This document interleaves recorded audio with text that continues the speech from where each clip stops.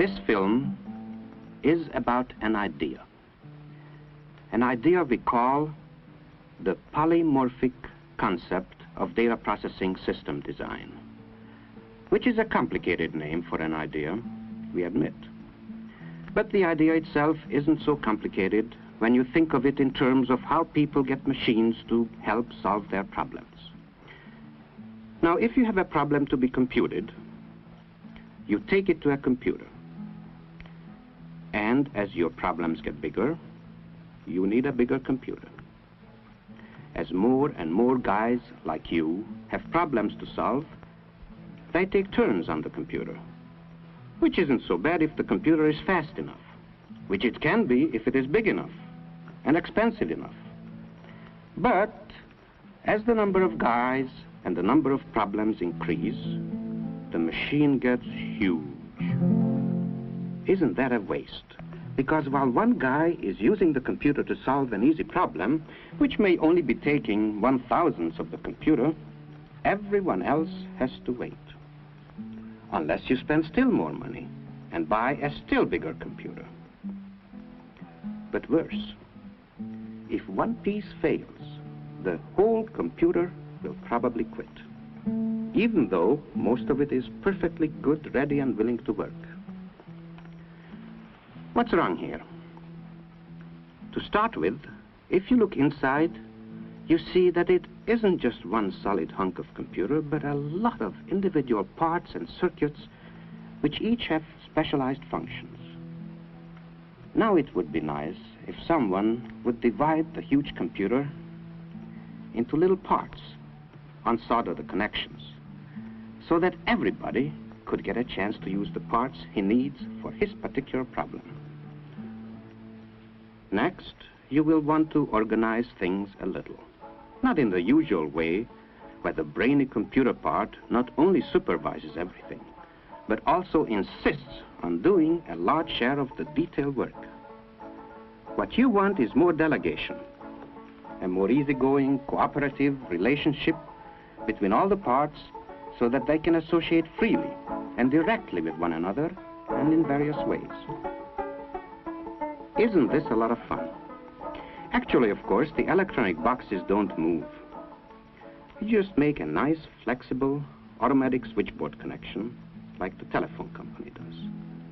That way, the computer boxes, the real brains of the system, don't have to waste their time and talents acting like telephone operators, trying to handle every single message personally. They can stick to computing and let the other boxes do the detail work, such as remembering large number of facts or sending messages from one box to another or carrying out simple logical routines. And so, each computer box doesn't have to be so big now. This is distributed control, distributed memory, distributed arithmetics, distributed everything. And it makes sense, because now more than one guy can be using the system at the same time to solve a number of easy problems. And when those occasional crash problems come along, your system can reconnect itself in a matter of microseconds to get the big, urgent jobs done, as well as an ordinary, giant computer could do them. And if one box quits, it's no great catastrophe. The system just automatically switches the job to another box. If you find yourself getting the busy signal too often, you buy more of exactly the kind of boxes you need. That's like adding on new subscribers as they move in. Or you can add more displays so that more people can see what goes on. Suppose your problem calls for a lot of detailed work to do most of the time. Then you buy boxes to give you all the memory or messenger service or whatever else you need. On the other hand, if your problems are mostly heavy-duty brain work, you can load your system up with computer boxes. When you really need it, and can prove you need it, you can put together a big system, or even a really, really big one, without over-investing early, or throwing anything away, or starting from scratch again. So you save money.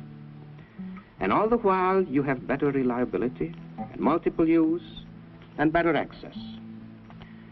You can even switch together two complexes, or three, or four, like a nationwide telephone system. Or you can connect in one of those ordinary giant computers as a subscriber if you go for super systems. And this doesn't mean that you end up with one big party line.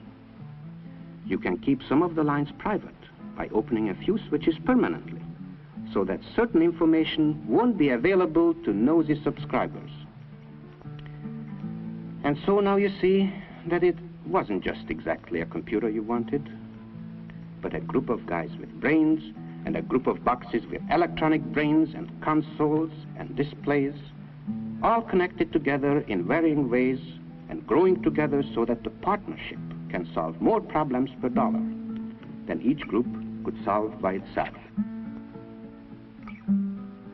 And this is all there is to the data processing concept known as polymorphic, many-shaped, or multiple mode, or the matrix concept, or maybe just the common sense switchboard idea in data processing systems.